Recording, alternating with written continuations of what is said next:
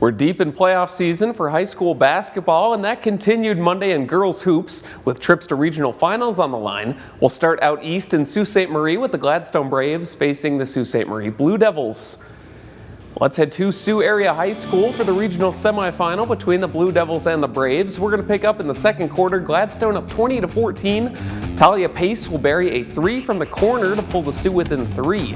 Then a bit later, Gladstone moving the ball. Macy Hansen will absorb contact and score it, plus the foul. Braves lead 25-18. Staying in the second, Lily Johnson will pull up in rhythm from deep. She splashes that one in to give the Braves a double-digit lead, 28-18. Sault Ste. Marie looking to stay in striking distance. Maddie McLean with the runner. She goes glass. Blue Devils still trail by 10. Gladstone led 33-20 at half. Third quarter now. Piper Bell with a strong drive. She scores it, 33-22 Braves.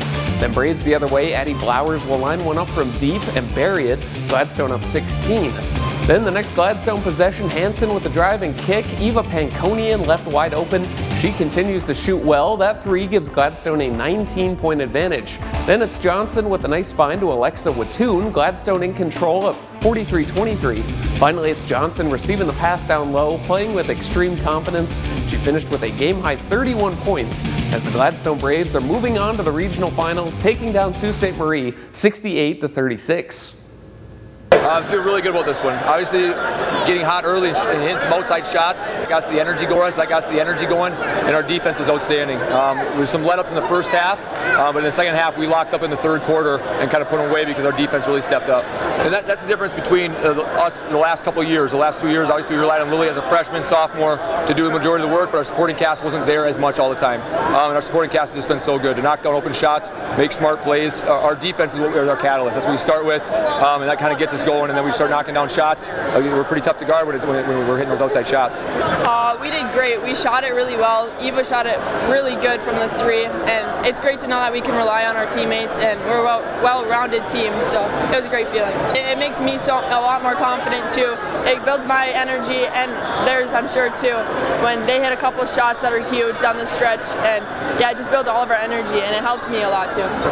I'm really proud of us. I mean, I knew we could come off the bus, even though given that we could have played somewhere closer to home, but coming off the bus, I knew we have to come in hot, we have to come in intense and aggressive, and we'll get the job done. I love my team. It's sad that we only have a few games left with our 2 seniors, but we're going to keep going as far as we can to the Breslin. So. And with that win, the Braves will face Fremont in regional finals after they defeated Clare 67-43 on Monday. The teams will meet downstate at Houghton Lake High School on Wednesday. Next, let's head up to the Copper Country. The Ewen-Trout Creek Panthers facing the Hancock Bulldogs for a shot at regional finals. Second quarter tied at 6 off a miss. Sadie Biekala gets the board and put back to go. Bulldogs up by 2. Coming the other way, Emma Bezinin will make a nice move, drives, and goes up between 3 defenders for the bucket. We're tied up at 8. The team's going back and forth here. Emery Chinoweth drives baseline, floats it in to put the Bulldogs back on top 10-8. And then later, now tied at 10, Emma Bezinin to Bree Bezinin from deep to take a 13-10 lead for Ewen-Trout Creek. A bit later, it's now 13-12. Lydia Pelly taking it up court and opts to pull up for a triple. Bulldogs to take a 15-13 lead. Then nearing half, Emma Bezinin fires down low to Michaela Basil for the finish. Panthers led 20-19 at the midway point. On to the second half, Bulldogs work it down low to Alicia Aho maneuvering for the bucket. Hancock still trails by 1. And then here off a miss, it's Biekala again, going to get the putback to fall. And that's going to give Hancock a 1-point lead. We were tied at 25 after 3 quarters. Fourth quarter, Ireland McGeeshick hands off to Emma Bezinin, who drives. She hooks it over and in to go up 27-25 for ETC. And then they fired up to Basil ahead of the pack on the breakaway to go up by 4 as the Panthers control the fourth quarter and go on to win over Hancock by a score of 37-27.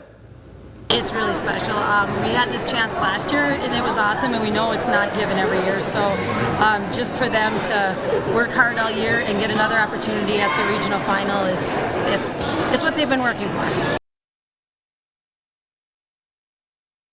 And after beating Hancock, the Panthers will face the Norway Knights in regional finals in Marquette coming up on Wednesday, as the Knights took down Munising Monday evening in semifinals. The score there 45-41.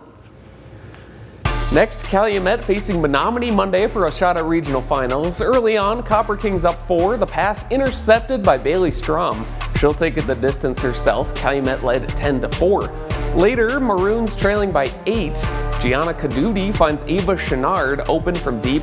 She's going to hit the 3. Menominee trails 15-10.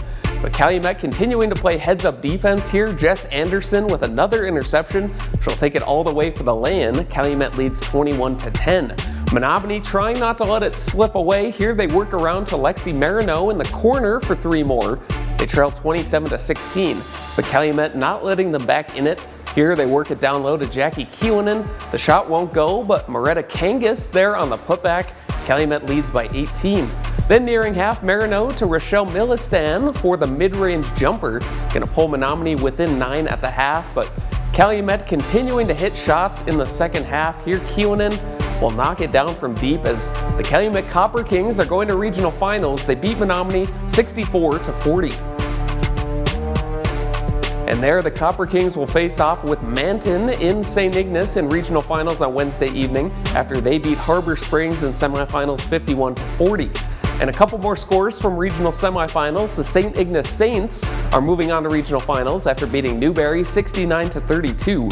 And in the next round, St. Ignace will face Indian River Inland Lakes on Wednesday after they took down Burt Lake Northern Michigan Christian on Monday 58-29. That game going to be hosted by Indian River Inland Lakes.